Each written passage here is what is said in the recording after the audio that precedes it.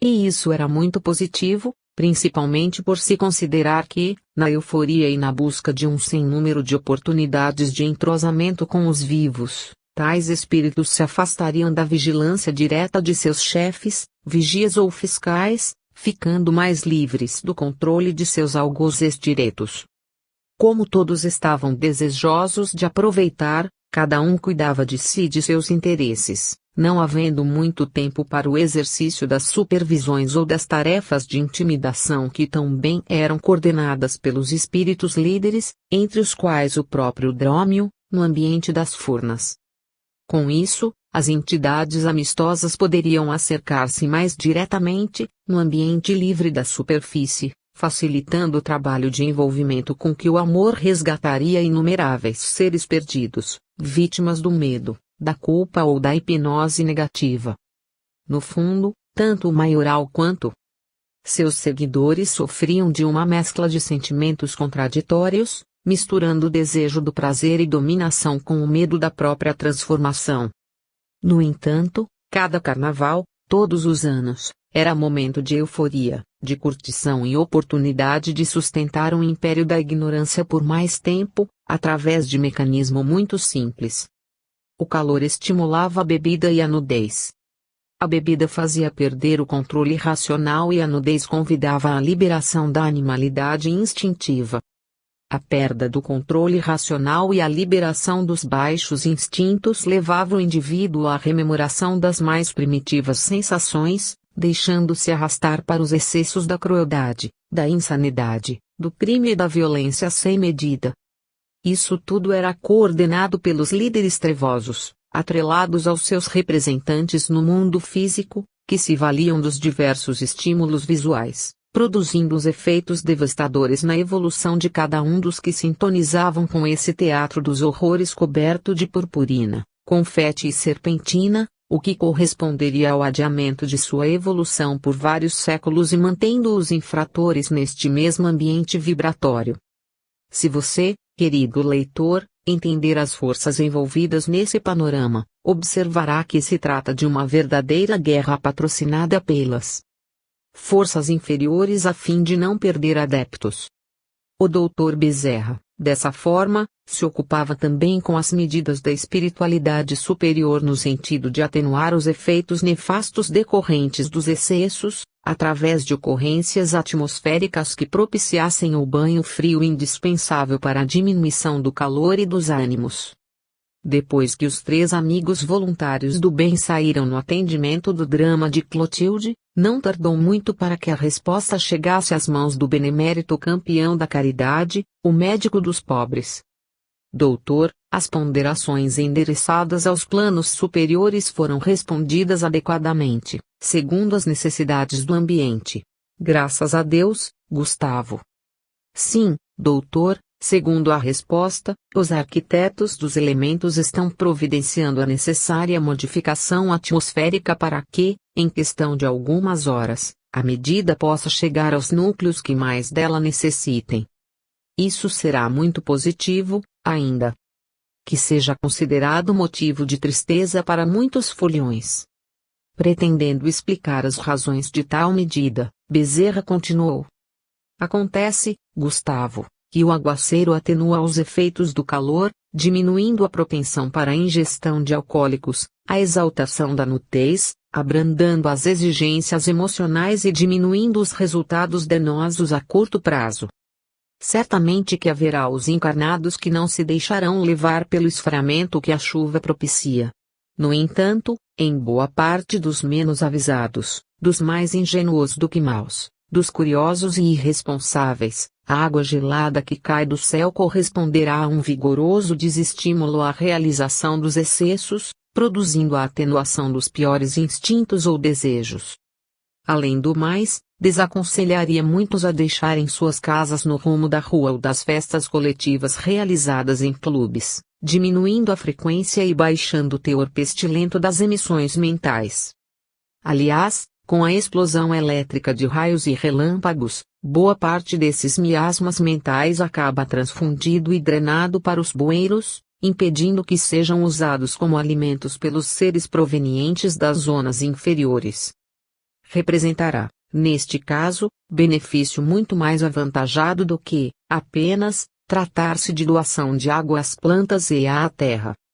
Entendendo que o Dr. Bezerra não poderia alongar-se nas explicações, Gustavo passou-lhe o documento sucinto no qual a resposta superior informava, com minúcias de detalhes, o período em que se promoveria a alteração dos elementos, avisando para que concentrasse o pleno potencial de seus esforços no resgate intensivo, já que muitos espíritos que se alojavam na superfície da Terra, em companhia dos encarnados, sequer tinha a ideia de que havia perdido o corpo carnal, amedrontando-se diante da chuva intensa como acontece com qualquer vivo, o que faria com que buscassem refúgio em qualquer local que parecesse acolhedor, fossem casas, logradouros públicos, prédios vazios ou não. Isso permitira que os espíritos trabalhadores do bem se organizassem em tais lugares, oferecendo acolhimento para os vagabundos da alma, mendigos do espírito, seres que deixaram a vida carnal em tal estado de insensatez, que acreditavam-se dotados de um corpo físico. Segundo as anotações sob suas vistas, a deliberação superior ampliará ao máximo o perímetro de incidência do fenômeno atmosférico, para abarcar outras regiões do país que se beneficiariam de semelhante medida, além de tornar o volume de precipitação mais intenso e demorado em determinados períodos, desestimulando nos encarnados quaisquer intentos de prosseguirem em seus propósitos aventurescos. A precipitação atmosférica havia sido providenciada para durar todo o período das festas populares, mais ou menos intensamente segundo as necessidades de cada região e os objetivos do mundo espiritual, sendo certo que estariam presentes também durante os tão esperados desfiles das grandes agremiações carnavalescas, na noite e na madrugada. Além do mais, os espíritos superiores que eram responsáveis pela liberação dos caminhos de acesso das entidades trevosas as direcionariam diretamente para os locais onde se concentrava a maior parte dos missionários do bem, estrategicamente localizados nos pontos de saída dos seres egressos das furnas inferiores, fazendo coincidir a chegada deles com a chuva mais densa. Pegos de surpresa, isso os confundiria, obrigando-os a agir de forma diferente daquela tão esperada, já que não conseguiriam encontrar sintonia abundante com os encarnados graças ao esfriamento da euforia dos vivos, seja na exploração do erotismo, seja no abuso da bebida ou na vivência de situações de violência e agressividade. Os recém-chegados seriam surpreendidos pelo aguaceiro assim que colocassem suas cabeças na dimensão dos encarnados, obrigando-os, igualmente, a procurar abrigo ou a ficarem atontados por não saberem o que fazer. Era este outro recurso do mundo superior para ajudar os missionários da esperança no acolhimento desses espíritos infelizes, retirando dos vivos o máximo de tomadas mentais para que menor fosse o número de conexões inferiores aproveitadas pelos ditos irmãos da treva. E assim, efetivamente, ocorreu. As passarelas públicas estavam repletas, os carros alegóricos estacionados, as filas de foliões já preparadas, os ingredientes alcoólicos para a alienação já devidamente gelados e distribuídos, tudo em seus lugares. Enquanto isso, a chuva, que desde a tarde já dera indicativos de sua presença, agora, na escuridão do céu, se fazia notar pelos relâmpagos esporádicos que, ao longe, demonstravam a formação de nuvens agitadas que, pela velocidade do deslocamento, chegariam brevemente ao local dos festejos. Os amantes do carnaval apostavam, no entanto, que se trataria de uma chuva de verão, passageira e aliviadora do calor, uma forma de manter o entusiasmo dos foliões e do público. No entanto, não importavam os argumentos dos locutores, as palavras esperançosas dos integrantes das escolas, a ação do público desejoso de prestigiar a sua agremiação predileta. As nuvens seguiam alternando o clarão que se intensificava com o ruído surdo e abafado dos trovões que se faziam ouvir cada vez mais intensos.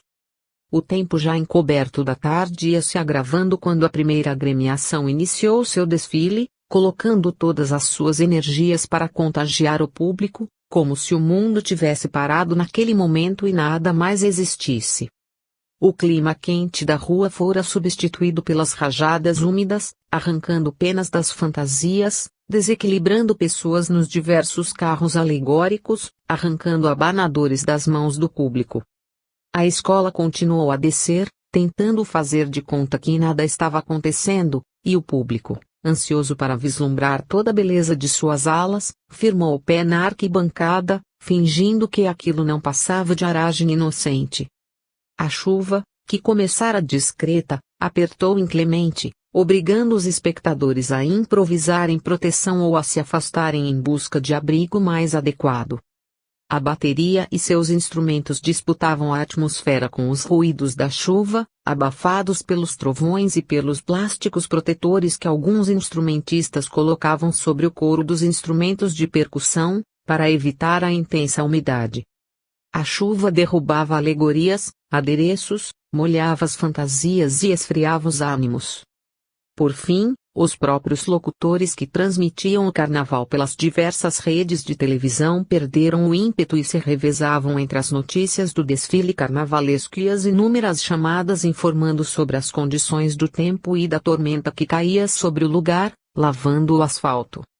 Os homens, entretanto, não imaginavam que tais eventos da natureza eram medidas providenciadas pelos planos superiores para o saneamento da psicosfera extremamente densificada do ambiente dos encarnados, piorada com a chegada dos seus sócios em perversidades e excessos, nem quantos benefícios tinham sido garantidos pela sua ocorrência. No mundo invisível, como se previra, o movimento fora amplificado pelo evento chuvoso, uma vez que inumeráveis entidades que acompanhavam os encarnados ou que, curiosas, se aboletavam nas arquibancadas, sintonizadas com os mesmos desejos e emoções do público, saíram a buscar refúgio seco, ambiente protegido da ventania e da chuva. Muitos deles, encontrando abrigo, ao mesmo tempo, identificavam a presença de espíritos generosos que os acolhiam, como se fossem simpáticos enfermeiros que atendessem a uma ocorrência sinistra, mobilizados para um grande resgate. Várias entidades aflitas recebiam bebida ou alimentação agradável, outras encontravam conforto para seus ferimentos, atendimento fraterno, surpreendendo-se com tamanhas atenções. Qualquer tipo de ambiente ou abrigo físico que tais espíritos procurassem já estava guarnecido por uma equipe de trabalhadores invisíveis generosos que se incumbia de dar-lhes o carinho necessário assim que chegassem. Os mais desconfiados ficavam ao longe, sem se aproximarem. No entanto, vendo como eram tratados os demais, logo perdiam o medo e aceitavam receber os mesmos benefícios. E era muito engraçado escutar seus comentários. Puxa, não teve a farra que a gente queria, mas nessa chuvarada, até que a prefeitura está fazendo um ótimo serviço, não? Falavam dos infelizes ao seu companheiro, que devorava um prato de sopa. É isso mesmo. Foi bom terem eleito aquele homem. Quem mais poderia pensar em preparar estes restaurantes tão limpinhos pro povão? E é tudo de graça. Você viu? Sim. Pelo menos até agora, ninguém apresentou a conta pra a gente. Tem médico, enfermeiro, adioleiro, remédio. Nossa, nunca pensei que a cidade estivesse tão organizada pra atender a gente. É que vem muito turista, do mundo inteiro. Então, eles têm que caprichar para fazer uma boa aparência pros estrangeiros. Cada um tinha um comentário diferente para justificar aquele atendimento, mas de quase nenhum se ouviu referência ao estado de desencarnado que era natural a todos eles. Nem os espíritos atendentes tinham a intenção de doutriná-los acerca de seus estados pessoais. Haveria hora suficiente para que eles mesmos, inteligentes e amadurecidos pelo sofrimento, pudessem fazer esse mesmo questionamento e chegar, por suas próprias observações, a essa conclusão. Naquele momento, o importante era dar-lhes carinho, todo o carinho que Jesus havia aconselhado que tivéssemos para com o menor de nossos irmãos. Não era a hora da verdade. Aquela era a hora da afetividade, através da qual a hora da realidade chegaria menos dolorosa para cada um, envolta no algodão da misericórdia. 18. Enquanto o pai trabalhava, seus filhos descansavam. Embora as leis da natureza representem um emaranhado de forças que regulam os fenômenos atmosféricos obedecendo às influências variadas, é importante não se perder de vista o entendimento de que tudo está sob o controle das inteligências que dirigem a vida na Terra, que têm o poder de agir num sentido ou em outro para que os efeitos necessários sejam obtidos, acelerando os processos evolutivos aos quais a humanidade está submetida, como acontece com um proprietário de terras que se vale dos cursos d'água que cortem a sua propriedade para adequá-los às suas próprias necessidades. Por isso, não deve causar espanto a ninguém o fato de os espíritos superiores, quando julguem necessário, providenciarem a ocorrência de fenômenos como chuvas, tormentas ou outras alterações naturais, com as quais se consegue ajudar em um sentido ou em outro. Se buscarmos as orientações espirituais contidas em O Livro dos Espíritos, aprenderemos, a partir de sua questão 536, que os grandes eventos da natureza, aqueles que se podem considerar como perturbação dos elementos, acontecem com a permissão superior e não somente motivados por causas fortuitas das forças telúricas. Esses fatos físicos, aliás, também podem ser ocasionados ou induzidos pelo próprio homem, no caso das perturbações gerais produzidas por sua ingerência nas estruturas do planeta, gerando os efeitos de compensação através dos quais a própria natureza busca retomar o equilíbrio que lhe é próprio. Compreende-se, então, que existem ocorrências que representam a expressão das leis naturais que seguem o seu curso espontaneamente, quanto aquelas desencadeadas pela ingerência do habitante planetário e as determinadas pelas inteligências espirituais que governam o orbe terrestre no sentido de acelerar o progresso e a elevação da humanidade. A compreensão de que existem leis naturais que contemplem a ação dos diretores espirituais no sentido de melhor encaminhar os passos humanos nos afasta da antiga compreensão de uma natureza entregue aos caprichos e iras de deuses temperamentais, a atirarem coriscos para todos os lados, sacudir a terra e soprar em ventanias sem motivo. No entanto, desde essa época, as pessoas demonstravam a ideia inata da natural intervenção de forças superiores na estrutura geológica ou atmosférica. Ainda hoje é muito comum que as pessoas atribuam certas tragédias físicas produzidas pelos elementos como castigo de Deus, quando, por exemplo, acontece a destrutiva erupção de um vulcão sobre uma populosa cidade. Não ocorre aos homens, entretanto, se perguntarem por que resolveram construir suas casas nas fraldas da perigosa montanha, ainda mesmo depois que a ciência detectou seu potencial destruidor. A realidade da vida pela compreensão das leis espirituais é muito mais rica do que a mitologia dos povos antigos e contém mais ensinamentos do que qualquer interpretação leviana, sempre mais ligada aos prejuízos materiais imediatos decorrentes de tais tragédias do que a uma noção exata dos superiores desígnios. Sim. A mão divina dirige todas as coisas e possui mecanismos de atuação direta sobre todos os fenômenos da natureza, seja para que eles ocorram segundo o encadeamento natural de seus fatores determinantes, seja para alterar-lhe a intensidade, a natureza, a direção, canalizando-lhe os efeitos num sentido ora menos danoso, ora mais destruidor, segundo as necessidades evolutivas de cada comunidade. A ignorância dos homens a respeito desse mecanismo não é argumento suficiente para impedir que as coisas sigam seu curso, tanto quanto as reclamações dos maus alunos não impedem que sejam submetidos aos exames escolares que avaliarão a sua competência ou atestarão a sua mediocridade. Em geral, os medíocres não suportam testes nos quais a sua incipiente capacidade será revelada pelos resultados objetivos. O entendimento a respeito deste assunto pode ser encontrado no próprio O Livro dos Espíritos, a partir da questão número 728, onde há a explicação de por que se faz necessária, de tempos em tempos, a destruição. Ali entenderemos que existe uma lei espiritual dirigindo essa necessidade, ao mesmo tempo que limitando a sua ocorrência. E quando se aborda, na questão 737, entende-se por que existem flagelos destruidores atingindo a humanidade, explicação que demonstra a sabedoria daqueles que, efetivamente, governam a Terra. 737. Com que objetivo Deus atinge a humanidade por meio de flagelos destruidores? Resposta: para fazê-la avançar mais depressa. Não vos dissemos que a destruição é necessária para a regeneração moral dos espíritos, que adquirem, a cada nova existência, um novo grau de perfeição. É preciso ver o fim para lhe apreciar os resultados.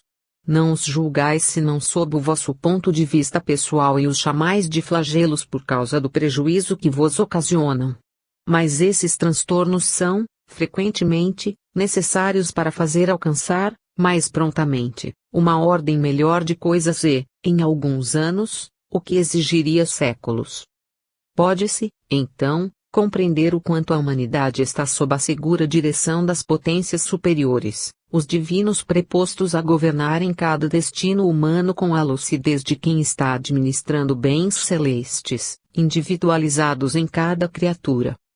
Muitos perguntarão por que Deus não empregaria, para o aprimoramento das criaturas, outros meios que não os flagelos destruidores, partindo do pressuposto de que tais medidas drásticas se pareceriam a uma solução emergencial e improvisada, incompatíveis com o padrão divino. E a resposta da pergunta 738 nos sacia a curiosidade, respondendo, sim, e o emprega todos os dias, visto que deu a cada um os meios de progredir pelo conhecimento do bem e do mal. É que o homem não aproveita, é preciso castigá-lo em seu orgulho e fazê-lo sentir sua fraqueza. Dentre todos os ensinamentos espirituais acima e outros que não caberia aqui transcrever, mas que devem ser buscados pelo interessado em aprender sobre tais questões, o que mais deve ser objeto de nossa reflexão é o fato de que tudo está sob o governo do Criador, incluindo aí as forças da natureza que, segundo as necessidades evolutivas, podem ser acionadas para atuarem num sentido ou no outro, mas sempre há benefício dos seres encarnados, pelos desafios que eles imponham, pelas dores que produzam, pelas limitações que anunciem ou pela ação inibidora de desregramentos que favoreça, como foi o caso da chuva, providenciada pela ação direta das entidades responsáveis pelo equilíbrio vibratório do ambiente terrestre. Assim, é muito fácil a tais espíritos sábios valerem-se das leis da natureza com a finalidade de manipular os elementos e produzir as alterações climáticas regionais ou locais, segundo os objetivos almejados. Imaginemos um grande aglomerado de pequeninas peças retangulares, todas colocadas em pé umas ao lado das outras, como se vê em alguns certames de derrubada de peças de dominó. Os elementos atmosféricos podem ser entendidos como inumeráveis pequeninas peças de dominó, dispostas umas ao lado das outras esperando o momento adequado para serem derrubadas. A derrubada de uma única peça pode iniciar a reação longa e surpreendente que venha, por fim, a atuar em todas as outras milhões de pequeninas peças.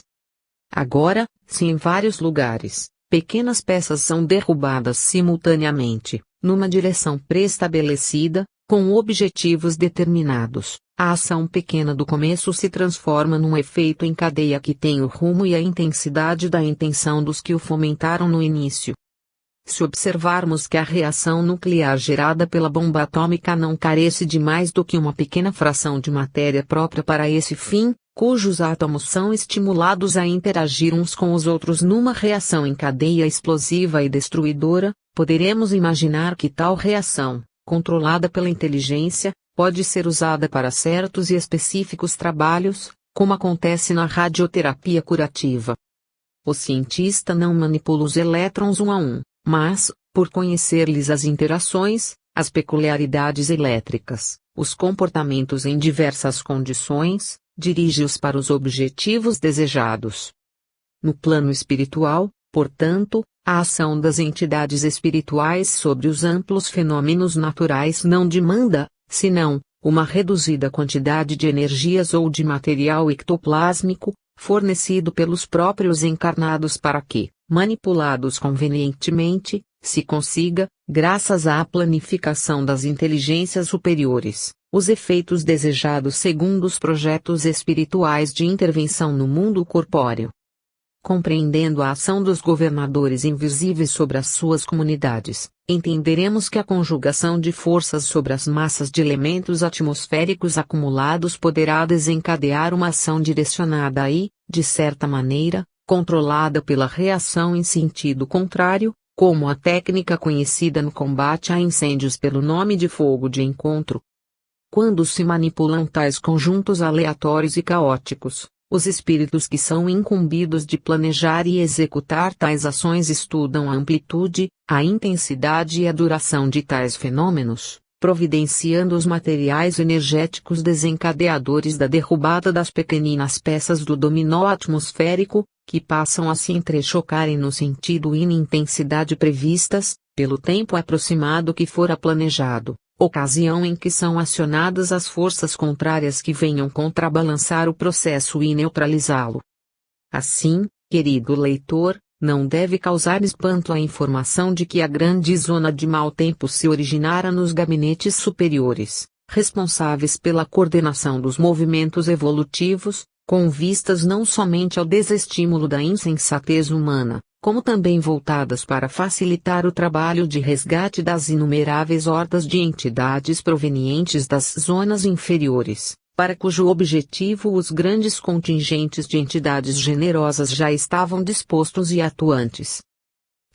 Pois, para as entidades sofredoras, o carnaval era a festa do abuso e dos prazeres, para os trabalhadores do bem era também uma festa, mas de esperança, de amparo, de oportunidade de serviço intensivo e perseverante, ainda que exaustivo e desafiador.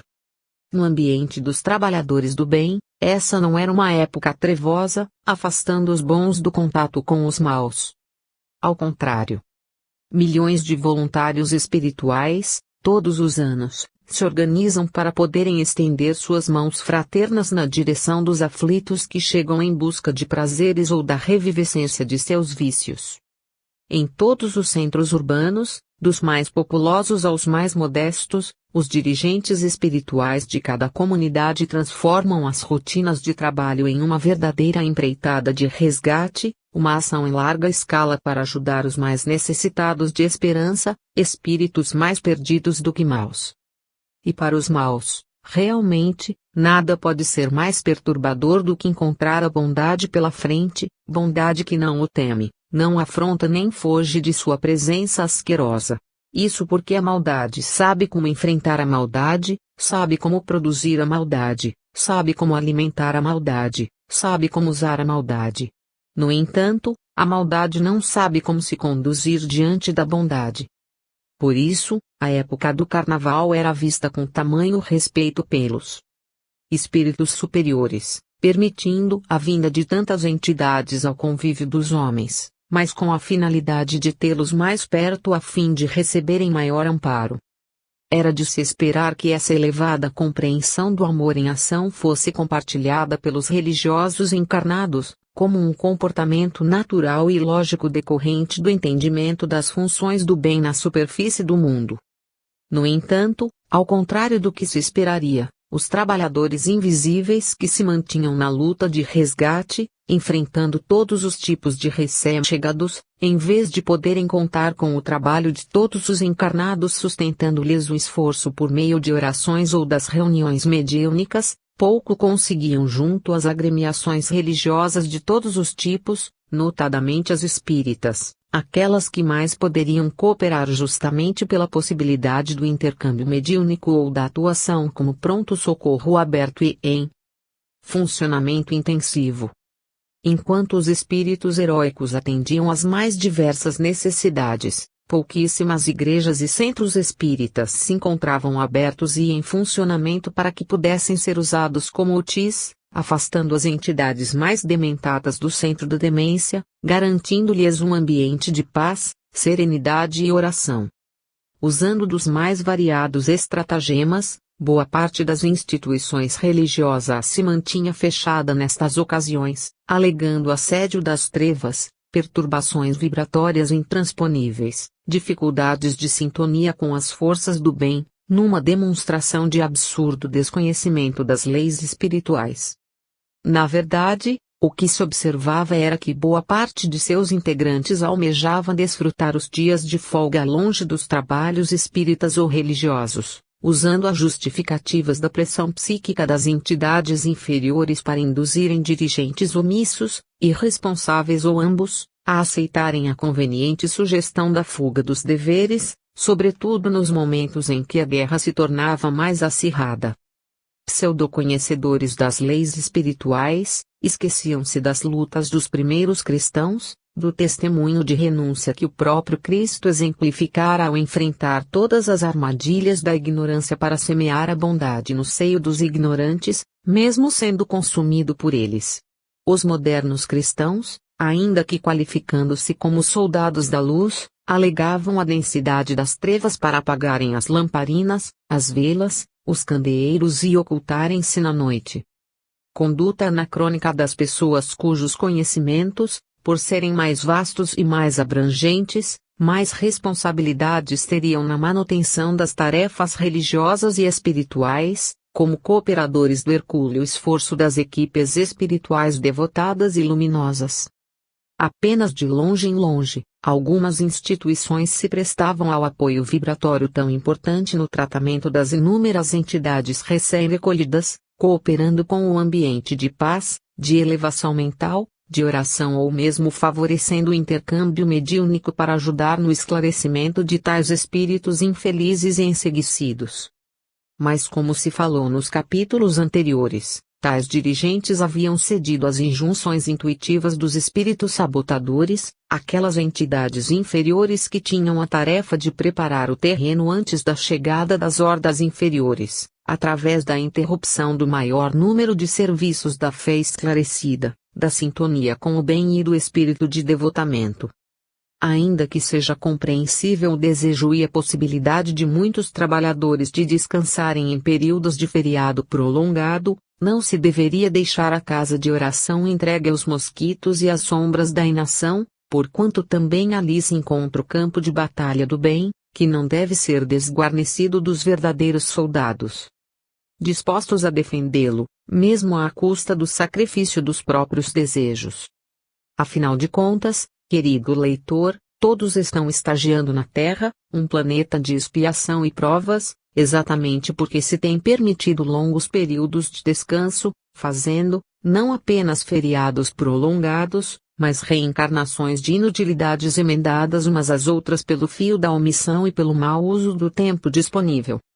Enquanto lá fora, o próprio Criador providenciava até mesmo as medidas atmosféricas com as quais buscava favorecer a melhora dos homens através da chuva benfazeja, em boa parte das instituições religiosas que se erguiam em seu nome na terra não havia qualquer indício de apoio ao esforço do Pai, restando, apenas, a porta fechada e o aviso de que os trabalhos seriam retomados depois do Carnaval. 19. As furnas quase vazias.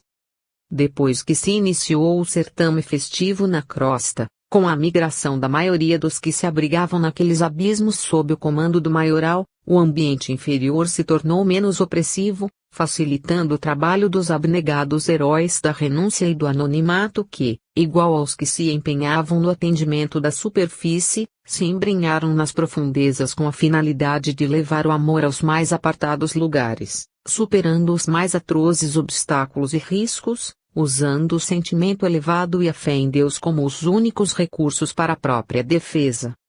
Drômio e os demais assistentes do maioral estavam unidos ao chefe supremo, na supervisão do festejo carnavalesco de onde retiravam as densas vibrações e o alimento fluídico para abastecer seus baixos instintos, da mesma forma que estimulavam seus súditos a se refestelarem nessas aventuras para que se fizessem ainda mais viciados, afastando deles todos os esforços de renovação. Além do mais, esta horda de entidades maléficas tentava cercar as poucas instituições religiosas abertas que ofereciam o seu apoio espiritual, com a finalidade de intimidar a aproximação de outros espíritos necessitados que desejassem receber ajuda disponível. Nos ambientes inferiores, Eulália agregara-se ao pequeno grupo de Aristeu cujos integrantes, agora menos policiados pelos vigilantes trevosos, podiam conversar com maior liberdade, uma vez que as furnas só estavam guardadas por alguns poucos vigilantes e, ainda assim, descontentes por terem sido deixados para trás. Todos os trabalhadores do bem ali reunidos sabiam que o tempo de que dispunham para agir era precioso, de forma que deveriam aproveitá-lo ao máximo. Discretos e fraternos, o apoio recíproco reforçava a disposição para o exercício da renúncia em favor dos seres amados que estagiavam naquele antro e isso alimentava a alegria do serviço.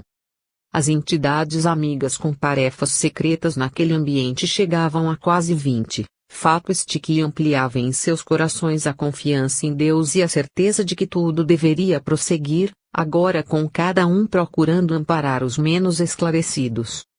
Tomando a palavra, Aristeu ponderou. Agora, meus irmãos, temos mais espaço de ação. No entanto, isso pode ser bom aos nossos propósitos, como pode tornar-se um risco para nossos objetivos, uma vez que, se formos descuidados, acabaremos descobertos antes do tempo devido. Sim, respondeu um outro trabalhador do bem, ao seu lado, nossas tarefas nos impõem essa disciplina férrea, sem a qual perderemos a árvore antes que ela frutifique adequadamente. Por isso, retornou Aristeu, devemos priorizar nossas atividades nestes 4 dias de liberdade. Nossos mais infelizes irmãos, aqueles que têm a tarefa de dominar estas paragens por algum tempo, não fazem ideia de nossa presença aqui embaixo, ainda que saibam que deve haver penetras, como eles costumam chamar os servos de Jesus. No entanto, se nos expusermos demasiadamente, os que ficaram podem convocar os superiores e, em breve, teremos muitos problemas para podermos prosseguir em nossa missão. Não nos esqueçamos de que, se podemos sair daqui a qualquer momento pela força da oração, deixaríamos para trás a semeadura mal começada e perderíamos todo o trabalho. Acho interessante nos dividirmos em pequenos grupos, para não despertarmos a atenção indevida e, assim, agirmos em diversas frentes. Aqueles que estão aqui com missões específicas, deverão dedicar-se a elas e, em tudo o que se fizer necessário, nós os ajudaremos. Quantos de vocês se acham nessa condição?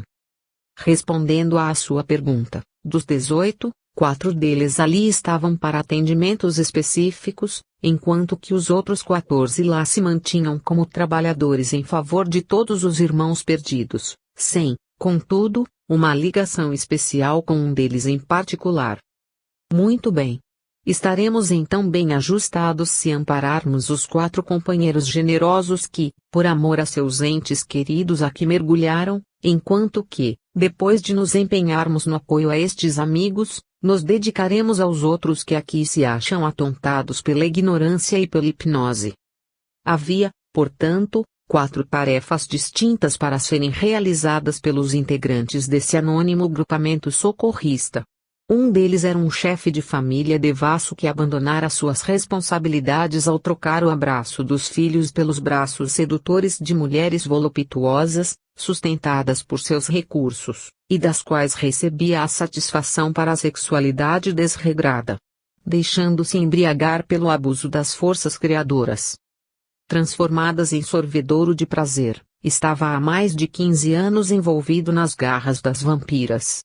Quem se ocupava dele era o antigo genitor, homem honrado, que tudo fizera para orientar o filho quanto à correção das condutas e que, agora, buscava novamente na tentativa de reerguê-lo. O segundo era um malfeitor, um assassino e traficante de entorpecentes, que se dedicara a conseguir dinheiro à custa da desgraça alheia, igualmente influenciado por entidades que se justapunham aos seus pensamentos, insuflando as suas tendências negativas. Vivia naquele antro como alienado, a serviço do maioral, há mais de 10 anos e era o objeto das preocupações da vozinha por quem nutria verdadeira veneração, protegendo-a de todos os males quando ambos ainda estavam sobre a terra, encarnados. A terceira era uma parteira assassina que, quando encarnada na terra, havia se dedicado à expulsão de corpos em desenvolvimento do útero de mulheres desajuizadas, iludidas, amedrontadas ou indiferentes, atividade criminosa desempenhada com facilidade graças à sua condição de médica formada e que, por isso, se apresentava ante as pacientes como cooperadora para facilitar a reorganização de suas vidas, a solução adequada para seus problemas. Estava naquele lugar havia mais de 20 anos, e um antigo professor procurava ampará-la, uma vez que se candidatava a recebê-la como filha deficiente na próxima existência de ambos. O último caso era o de Eulália, mãe de Oliveira, o mais importante dos quatro, nos planos do maioral, devido à amplitude de sua influência política, pelas interferências que poderia realizar junto aos que compunham o seu grupo de sócios nos delitos contra a sociedade. Assim, Aristeu dividiu os 14 trabalhadores em 4 grupos, reconhecendo que, no caso de Oliveira, agiriam somente Eulália e ele próprio, uma vez que o infeliz político era mantido sob severa vigilância de servos profundamente hipnotizados e de algumas das próprias feiticeiras vampirizadoras do sexo, que se revezavam entre as aventuras da superfície e as responsabilidades de mantê-lo sob sua influência. Seguindo as orientações de Aristeu, que por sua experiência naquele ambiente conhecia melhor os mecanismos de ação e as rotinas daquelas paragens, os grupos foram orientados a se acercarem discretamente, levando alimento para as sentinelas em seus postos, ao mesmo tempo em que estenderiam o amparo necessário aos tutelados do amor, buscando o entendimento direto com eles, não importando quanto isso pudesse demorar. Os vigilantes que guarneciam 3 deles eram daqueles cuja insatisfação era patente pela impaciência e irritação exteriorizadas, originadas do fato de não poderem desfrutar das aventuras do carnaval. Seria, então, mais fácil estabelecer contato com essas sentinelas por causa da frustração de seus interesses. Depois de conseguirem chegar aos 3, os integrantes do grupo ajudariam na ruptura dos fios magnéticos que enredavam o centro cerebral de cada um deles, facilitando a libertação dos mais fortes liames que os alienavam, o que permitiria que entendessem alguma coisa e se dispusessem a sair dali. De nada adiantaria violentá-los, arrastando-os à força para fora, uma vez que o estado mental de cada um, fora das cavernas, dependeria muito de sua adesão ao projeto de elevação pessoal. Se um deles não tivesse o desejo de sair dali, modificando-se com alguma reste de esperança, com algum desejo de melhorar ou, ainda, com um pouco de arrependimento sincero, ele não conseguiria sustentar-se em um outro ambiente umbralino menos denso do que aquele, além do fato de se sentir perdido e amedrontado na nova dimensão para onde seria conduzido. Tão inferior era o estado vibratório de cada um, notadamente da médica abortadeira, que não conseguiriam ingressar em qualquer colônia espiritual ou hospital do mundo invisível. Precisariam estagiar em ambientes escuros e sombrios dos níveis vibratórios ligados à crosta terrestre, ainda que sob a proteção dos espíritos amigos que os amparariam, ocultando-os da procura desenfreada das entidades ignorantes, que tudo fariam para resgatá-los novamente para os buracos de onde haviam sido retirados. Para que isso pudesse ocorrer, no entanto, como já se disse, imprescindível que as próprias entidades envolvidas demonstrassem algum desejo de renovação, algum tipo de arrependimento ou de cansaço do mal a que estavam expostas. Esse seria o trabalho dos grupos agora formados, no amparo às missões específicas do velho pai, da avózinha devotada e do professor compassivo. Quanto a Oliveira, Aristeu e Eulália trabalhariam de outra forma, já que a astúcia das feiticeiras não permitiria erros nem se deixariam elas iludir. Ajustando-se para a tarefa, Aristeu apresentou seu plano. Veja, Eulália, nosso Oliveira está profundamente envolvido pelas vibrações hipnóticas que as vampiras reforçam a cada tempo, realimentando e consolidando a alienação temporária para usá-la mais adiante, segundo seus projetos. Isso mesmo, Aristeu. Já percebi que de nada adiantou minha primeira estada em sua cela. Todo o trabalho que se fez foi perdido para a ação determinada dessas irmãzinhas. No caso de Oliveira, minha irmã, não poderemos descuidar na ação decisiva que nos cabe.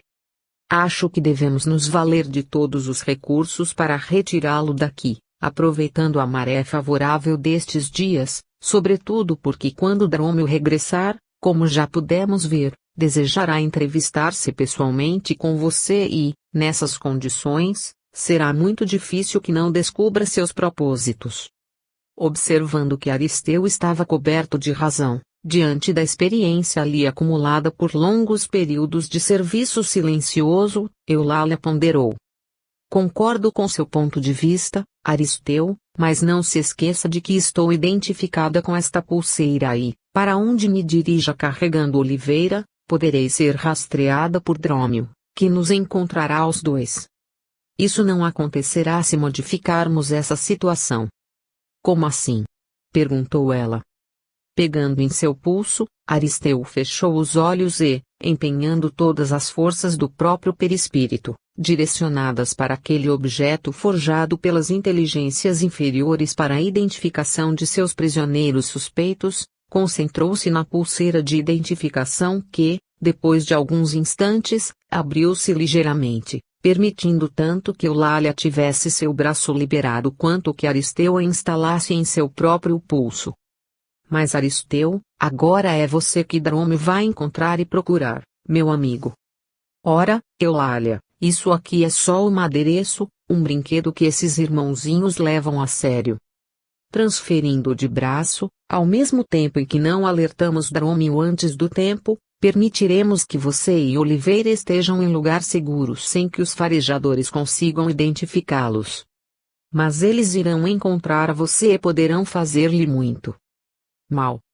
Ora, Eulália, não se esqueça de que sou veterano por aqui e que Deus é meu protetor tanto quanto deles. Além do mais, estou há muito tempo desejando ter um encontro direto com esse representante do maioral e, dessa forma, isso virá bem a calhar, já que sua ira poderá ser defrontada pelo meu desejo de proteger você e Oliveira. Afinal, Eulália, não posso permanecer neste ambiente tão pesado sem me permitir alguma emoção porque, se for assim, até o inferno, se inferno existisse, ficaria tão monótono como o paraíso. Agradecida e emocionada pela disposição do companheiro, a mãezinha do político entregou a Aristeu a condução do processo de liberação de Oliveira, uma vez que, como ela própria compreendia agora, Deus atuava até mesmo nos antros mais perversos, estendendo suas mãos através de servos generosos como aquele amigo do bem, experiente e discreto, para o resgate dos mais infelizes e ignorantes. Aproveitaremos, Eulália, a hora favorável em que a feiticeira de plantão se ausenta em direção à superfície, deixando Oliveira sob os cuidados do vigilante de confiança de Drômio, ali postado para garantir a segurança da prisão enquanto espera a chegada da outra feiticeira alucinada. Entre a saída de uma e a chegada da outra, nos entenderemos com o guarda e retiraremos Oliveira, inconsciente, para ocultá-lo fora daqui. Mas eu não sei onde poderemos nos abrigar da perseguição deles. Supunha que Oliveira aceitaria meus braços maternais e se deixaria conduzir, feliz, para lugares mais claros, onde o abrigaria entre mãos amigas. Sim, isso seria possível se as condições emocionais e mentais de Oliveira fossem outras, Eulália. No entanto, quando trabalhamos aqui nestes antros, aprendemos que nem tudo funciona conforme nós planejamos. É preciso abrir espaço para alguma improvisação que, dentro da sabedoria inesgotável de Deus e do Divino Mestre, também corresponde a formas de ajudar segundo as circunstâncias o permitam. Não se trata de falta de planejamento de sua parte, mas, sim, de ausência de vontade e de cooperação da parte de Oliveira. Caso não o mantivéssemos alienado, ele próprio enviaria sinais que permitiriam facilmente a sua localização e resgate por Drômio ou pelo próprio maioral, que tem, em Oliveira, importante trunfo para seus planos a respeito da malfadada lei do ventre livre. Por isso, não poderemos alterar o seu grau de consciência esperando dele alguma cooperação favorável, já que não está em condições psicológicas de nos ver como seus benfeitores. Além do mais, seu filho está tão envolvido por fluidos materiais e desajustados, que não teria condições de migrar de imediato para zonas mais elevadas ou menos densas, precisando fazer isso à maneira dos mergulhadores que, depois de longos e profundos mergulhos, só podem regressar à superfície paulatinamente, fazendo longos estágios de despoluição dos gases tóxicos do sangue, ao longo do caminho. Se não for assim, correm risco de morrer. Ou então, precisam ser resgatados nas profundezas por câmaras pressurizadas que os transportarão à superfície, mas que, a partir daí, se convertem em verdadeiros cárceres de onde não poderão sair senão depois que se despojaram das misturas gasosas que inalaram para suportarem as profundezas aquáticas. Se no caso dos mergulhadores estamos tratando com pessoas conscientes e lúcidas, informadas a respeito da necessidade de suportarem a câmara de descompressão a benefício deles mesmos, no caso de seu filho não contaríamos com tal entendimento de sua parte, já que não está revestido de capacidade de raciocínio lógico nem de compreensão das leis espirituais. Se você o levasse para ambientes mais elevados, precisaria mantê-lo encarcerado em quarto escuro, despido de qualquer conforto, impedindo-o de sair para acompanhá-la em passeios, em conversações e em aprendizagem até que se reequilibrasse.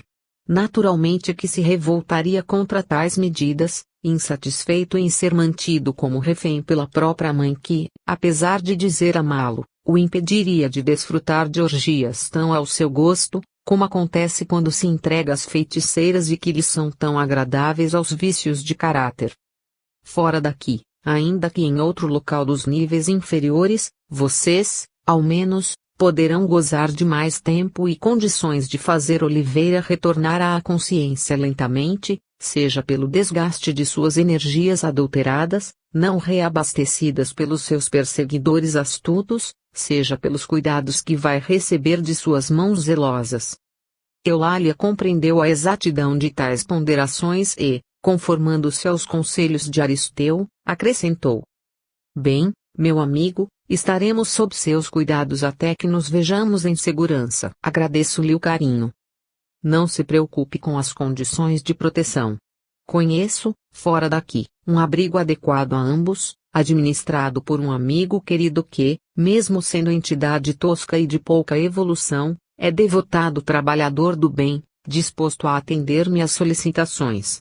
É prestativo cooperador em inúmeros casos como o de Oliveira. Lá vocês estarão bem amparados pelo tempo necessário ao encaminhamento do caso de seu filho, Eulália. Observando a rotina do ambiente, puderam posicionar-se com precisão para a avaliação do momento adequado. Se não estiver equivocado, dentro de poucos minutos, a irmã vampirizadora deixará a câmara de Oliveira e irá endereçar-se à superfície. Desde esse momento, teremos aproximadamente 1 hora para resgatarmos nosso irmão e levá-lo ao seu novo destino. Eulália assinou com a cabeça e dispôs-se a acompanhar o amigo na incursão até o local onde o filho retomara a posição de perturbado mental, algo semelhante ao drogado que perde a consciência da realidade. Aristeu cuidaria do vigilante, ao qual ofereceria um pouco de uma substância extraída das plantas que cresciam timidamente por entre os desvãos rochosos, como se fosse um copo do tão cobiçado absinto, dizendo que o mesmo lhe havia sido destinado pelos administradores ausentes como forma de compensação por sua fidelidade na guarda do prisioneiro. Tal beberagem, em vez de produzir a exaltação que o absinto gerava, favorecia o afrouxamento da atenção, o relaxamento e o sono, o que lhes facilitaria o ingresso na cela sem maiores dificuldades. Dessa forma, tão logo a feiticeira deixou o local, recomendando enfaticamente ao vigilante que redobrasse a atenção sobre o preso, Aristeu dirigiu-se a um desconfiado guarda portando o recipiente já mencionado. O que você quer, maldito? Falou o guarda, irascível. Meu senhor Gobi, estou cumprindo ordens de nosso chefe Drômio. Ora, de que adianta para mim ser considerado por ele mesmo como seu braço direito? Nestas horas deve estar bêbado de tanta luxúria. Ainda assim deseja mandar em mim, usando escravos? Isso é o cúmulo da ousadia. Saia daqui, seu verme. fora. Dizendo isso, preparava-se para estalar o chicote sobre Aristeu que, submisso, demonstrava que ia obedecer às suas ordens agressivas. No entanto, antes de sair, terminou de se explicar. Engana-se, nobre Gobi, a respeito das ordens do nosso chefe. Preocupado com sua tarefa tão essencial na guarda do prisioneiro, que o impede do prazer usufruído pela maioria, Drômio destinou-lhe generosa dose de absinto encarregando-me de entregá-lo. Naturalmente que o senhor não está obrigado a aceitá-la, mas, neste caso, posso regressar ao depósito levando a dose que lhe fora destinada como prêmio pelo seu sacrifício e dá-la a outro vigilante. Escutando aquela revelação, desanuviou-se o semblante do guarda, provocado pela generosa oferta. Ora, escravo, por que você não falou logo do que se tratava? Por fim, o nobre Drômio, chefe justo e honrado, me reconheceu o sacrifício. Assim, passe pra cá logo esse negócio e saia da minha frente, seu miserável. Pois não, meu senhor, respondeu Aristeu, percebendo a volúpia com que o soldado de guarda ingeria o líquido. O efeito esperado pelo vigilante era o da exaltação, da eclosão eufórica, da sensação de satisfação prazerosa. No entanto, o que passou a sentir, depois de alguns instantes, foi uma espécie de bem-estar, acompanhado por um torpor suave, algo que não sentia há muito tempo e que lhe parecia ainda mais desejável do que o próprio absinto. Percebendo que não conseguiria manter-se de pé por muito tempo, olhou à sua volta e, observando que não havia mais ninguém, encostou-se nas saliências próximas onde se aninhou para desfrutar do sono avassalador que o assaltou. Adormecido, abriu espaço para a ação de Eulália e Aristeu. Entraram ambos na câmara, que estava mais imunda do que as pocilgas mal cuidadas, onde os porcos se refestelam na ingestão de lavagem. Recolheram Oliveira inconsciente e desnudo, cobrindo-o com trapos que Eulália carregava especificamente para esse fim.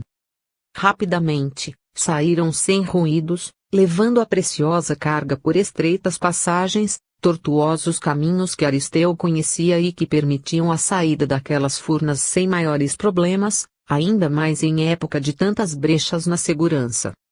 Não tardou para que estivessem fora desses buracos infectos, mais próximos da superfície, mas em zona tão escura quanto aqueles abismos. No entanto, ali podiam caminhar mais livremente, sem a opressão do enclausuramento, sendo guiados por Aristeu até determinado rincão apartado, perdido no meio da treva densa, nebulosa e estranha, onde se localizava pequeno rancho de galhos amarrados uns aos outros, improvisados em moradia rústica. Ali se abrigava o citado irmão que atendia Aristeu em necessidades como aquela. Boris era seu nome. Uma espécie de assobio parecido com um pássaro ou animal da região era a senha que permitiu que ele atendesse rapidamente, abrindo a porta de galhos e recebendo os dois dentro da choupana. Internamente, Boris havia tratado de preencher todos os desvãos com substância lodosa a fim de isolar o interior, para não ser identificado pelos que se achassem do lado de fora.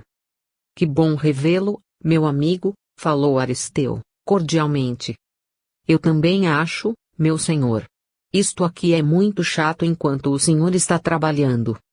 Ora, Boris, falando assim, parecia que só eu é quem trabalha por aqui. E não é? Claro que não, meu amigo. Quantas vezes já lhe disse que nós dois trabalhamos juntos e que, se você não estivesse aqui, eu não poderia estar lá embaixo. O senhor sempre fala isso, respondeu, meio sem jeito, o pobre, mas simpático espírito.